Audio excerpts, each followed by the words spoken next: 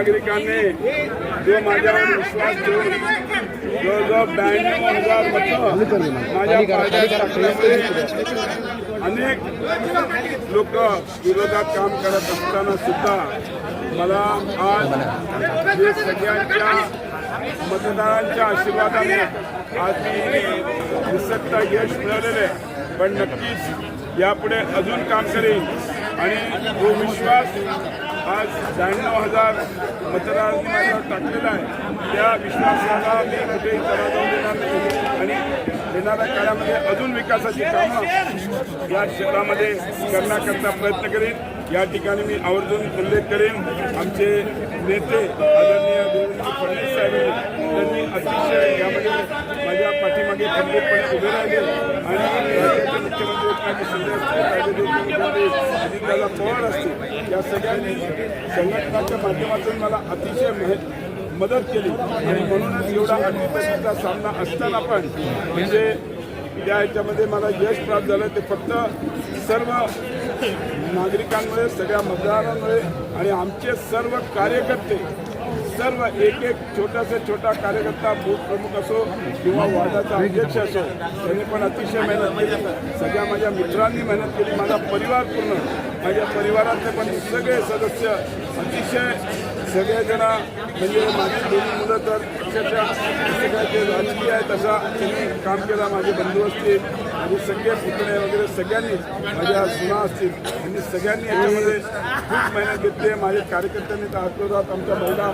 सगळ्या भगिनी, सगळे आमचे कार्यकर्ते मित्र आमचे, त्यांनी अतिशय खूप मेहनत घेतली आहे. मी या सगळ्यांच्या मेहनतीतच आज हे चीज आहे. त्याचा एवढ्या अटीतटीच्या सामन्यामध्ये निवडून येणं थोडंसं अवघड वाटत होतं. शेवटच्या फेरीमध्ये आम्ही प्लस झालो आहे. बटलास फेरीमध्ये पण आम्ही 600 मायनस होतो, पण शेवटची फेरी आम्हाला परत घेऊन गेली आणि 1600 ते 1700 मतं आम्ही.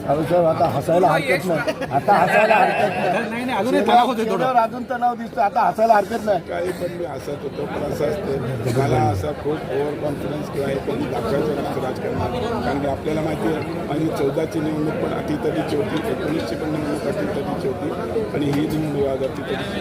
पण आमच्या सर्व कार्यकर्त्यांचे मी खूप आभार मानतो, कारण की सगळेजण ज्यांना मतमोजणीमध्ये होते ते आपल्या आपल्या बूथमध्ये आपल्या काउंटिंग ह्याच्यामध्ये अतिशय बसून होते. एक म्हणजे वॉशरूमला पण नाही गेले, काही नाही साहेब एक राऊंड थांबा हा द्या, म्हणजे असं सांगायचं ते वेगळं पण कधी कळलं नाही. पण सगळ्यांचं अतिशय सर्वांचं, आमच्या महिलांचं, आमच्या शहरासह जिल्ह्यावर माहितीचा झेंडा 100% आज महाराष्ट्रामध्ये होतं तर माहितीचा झेंडा संभाजीनगरला तर 100%. जरांगे फॅक्टरचा काही परिणाम झाला का महाराष्ट्रामध्ये बीजेपीला?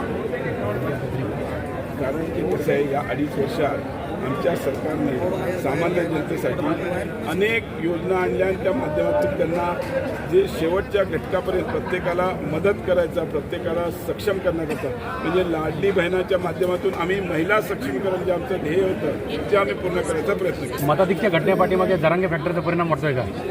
असं आहे, एक गोष्ट लक्षात ठेवा, मतदान काही घडलं नाही आहे. माझी 4000 मतं, पण कसं होतं डिव्हिजन ऑफ वोट्स आणि याच्यामुळे अनेक वेळेस फरक पडतो. मागच्या वेळेस डिव्हिजन नव्हतं काही, यावेळेस डिव्हिजन झालं त्याच्यामुळे घटलं, बाकी मतदान घटण्यात काही.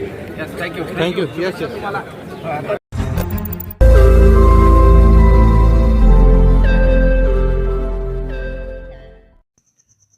रोज नई खबरों को देखने के लिए हमारे औरंगाबाद समाचार चैनल को सब्सक्राइब कीजिए और नोटिफिकेशन पाने के लिए हमारे बेल आइकन को दबाइए ताकि हर खबर की नोटिफिकेशन आपको मिलती रहे।